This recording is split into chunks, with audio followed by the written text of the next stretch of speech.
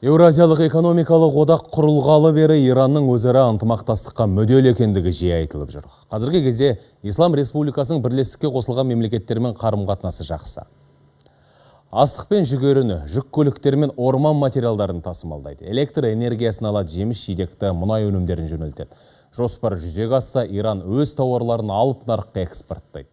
Сондай-ақ сарапшылар санкциялардан босаған Парсы шығанағындағы ел бүгінгі күні өзіне геосаяси тұрғыдан кедергі келтірмейтін, шарт қоймайтын сенімді серіктес іздейді дейді. Иранның Евразиялық экономикалық одаққа қызығушылық танытуы ең алдымен бұл ашылатын нарықтар мүмкіндіктеріне байланысты. Себебі Евразиялық экономикалық одақ өзінің географиялық көлемі бойынша және нарығы бойынша 170 миллион адамды қамтиды. Соған орай Иран өзінің экономикасының одан әрі диверсификациялау мақсатында және нарықтарын кеңейту үшін Евразиялық одақтың маңызы зор. Және Қазақстан секілді мемлекеттер арқылы Иран өзінің бұл ұйымдағы қолдауын одан әрі арттыруға тырысады. Екі ел қарым-қатынасына қайта оралсақ, президент сапары кезінде Қазақстан мен Иран іскерлік кеңесінің отырысы өтті. Кәсіпкерлер сомасы 1 миллиард долларға тең 50 келісімді жүзеге асыратын болып келісті. Құнды келіссөздердің мазмұны мен маңызын Жеті күннің тілшісі Мақпал Мадиярова тарқатады.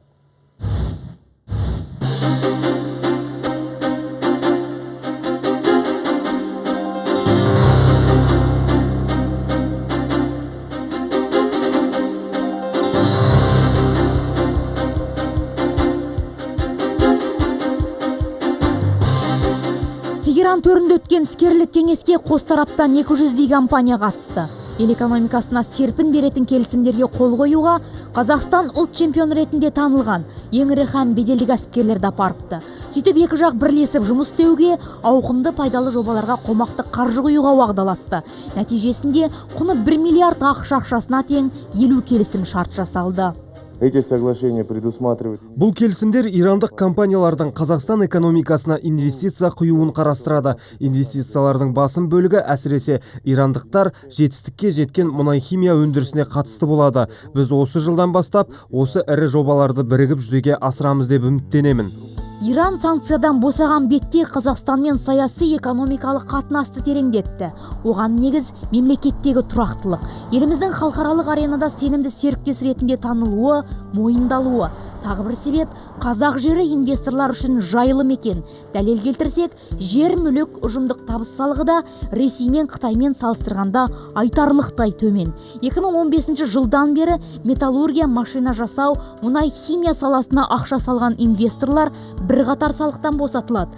Инфрақұрылымы сақадай сай жер учаскелерімен де қамтамасыз етіледі. Ең алдымен Қазақстандағы инвестициялық тұрақтылықтың одан әрі артуымен байланысты болып табылады. Біріншіден айта кететін болсақ, инвестициялық тұрақтылық және Қазақстанда бизнес жасау ыңғайлылығы бойынша Doing Business индексі бойынша Қазақстан 41-ші орында иемделенеді және соңғы уақытта оның позициялары артып келе жатыр. Сондықтан да көптеген тек Ираннан емес, басқа мемлекеттерден де бізге Қазақстанға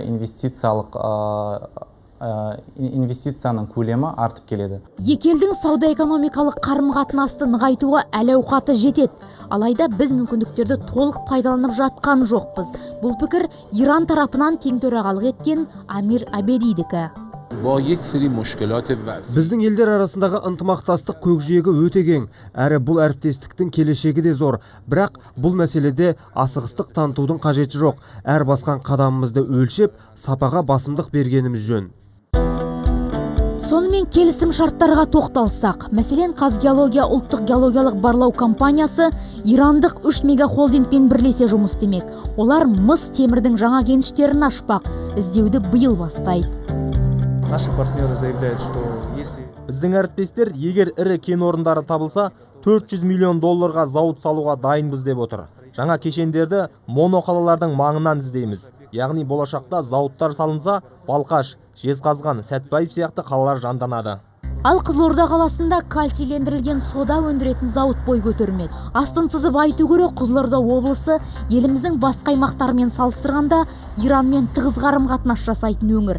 Сыр халқы Парсы шығанағындағы жұрт үшін күріш, майлы, дәнді дақылдардың сортын таңдап өсірмек. Қармақшы жеріне екі тарап бірігіп, алып құс фабрикасын салмақ.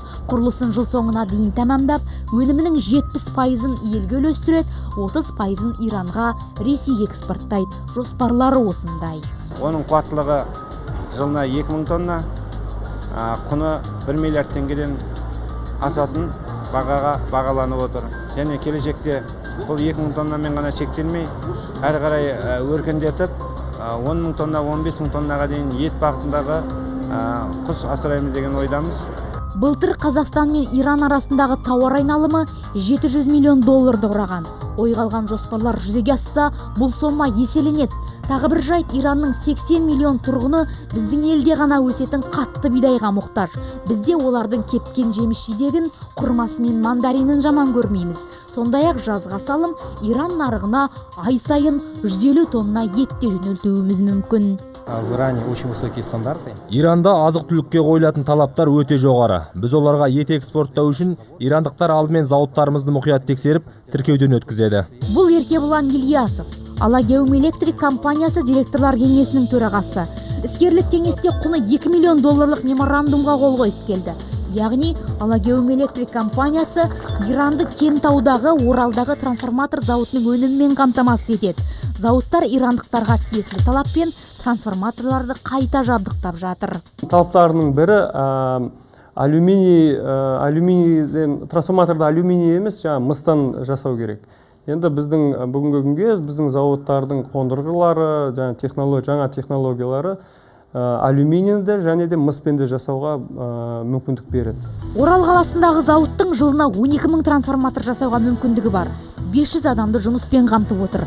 Дайын өнімнің 90% Ресейге экспортталады, 10-20% ішкі нарықта сатылады. Иран трансформаторды Түркия мен Қытайдан алып тұтынатын. Кенеттен бізге көңіл бұруы трансформатордың бағасы мен сапасына байланысты. Ол бағамыздың тиімділігінің себебін айта кетсек, біз мыс және алюминий шикізатын осы Қазақстаннан аламыз. Алюминийді Шымкент қаласынан аламыз, оңтүстік Қазақстан облысынан, мысты Қарағанды облысынан аламыз. Және де басқа металлды айтсақ, қара металлды айтсақ, оны біз өзіміздің Қарағандыда Теміртаудан алып келеміз. Айтпақшы, Қазақстан, Түркменстан, Иран темір жолының ашылуы жүк тасымалын жеңілдетті. Алагеум Электрик Иракқа трансформатор жөнелткенде Өзбекстан, Түркменстан, Иран шекараларынан түрлі кедергілерден өтіп, жүк 2 айда әзер баратын. Енді 1 шілдеден бастап 1 вагон трансформатор Иранға Қазақстан, Түркменстан, Иран темір жолымен 5-7 күнде жетпек. Айтпақшы, іскерлік кеңес әуе жолдарының мәселесін де шешті. Қазіргі таңда қос мемлекет арасында аптасына 14 рет ұшып қонуға рұқсат бар.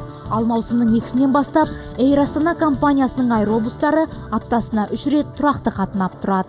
Для пассажиров жолаушылар үшін тариф бірдей болады. Біз Иранды Қытайдың, Ресейдің ішкі қалаларымен байланыстыруды да жоспарлап жатырмыз. Бұл транзит ағымы артып, ұшатын туристерде, бизнес өкілдері де көбейеді деген сөз.